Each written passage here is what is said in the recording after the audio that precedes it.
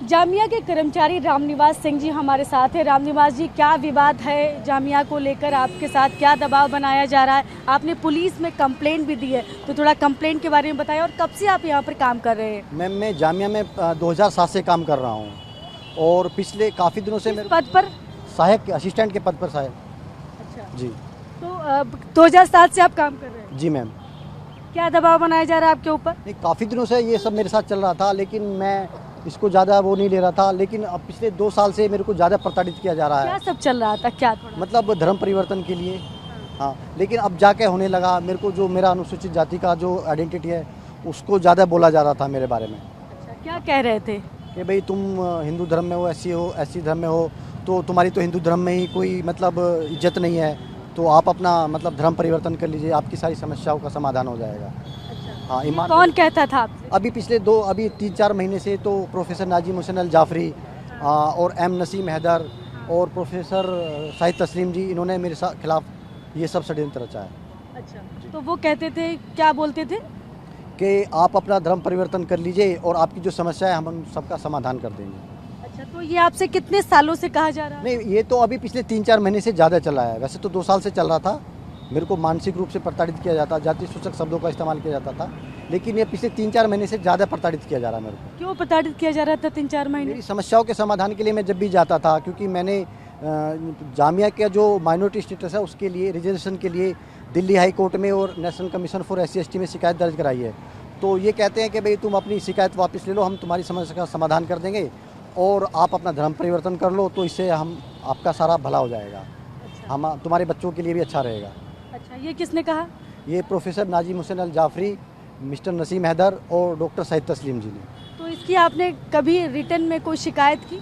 Ma'am, return में शिकायत तो इन्हीं के पास जाती है। जब मैं मजबूर हो गया तो दिल्ली हाई कोर्ट जाना पड़ा, कमीशन जाना पड़ा और फिर उसके बाद फिर DCP ऑफिस में मेरे को कंप्लेंट देनी पड़ी।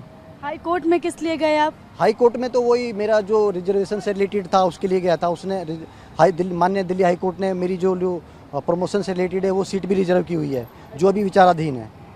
जी। तो आप कह रहे हैं आपके ऊपर दबाव बनाया जा रहा है।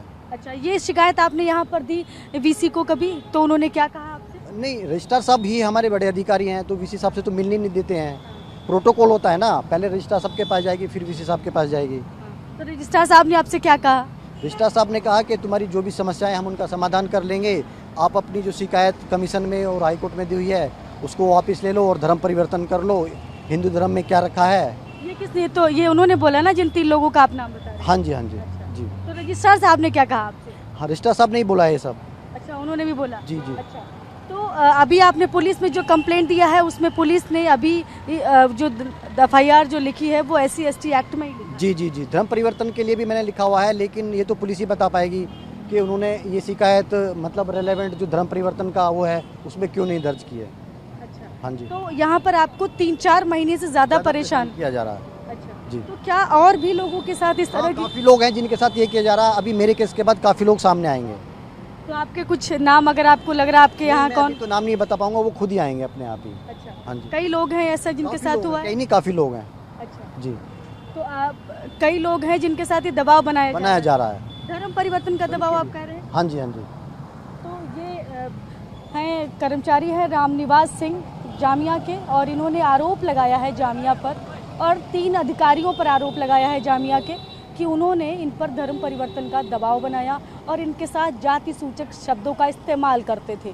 तो अब ये मामला पुलिस में है, शिकायत हो चुकी है, FIR हो गई है।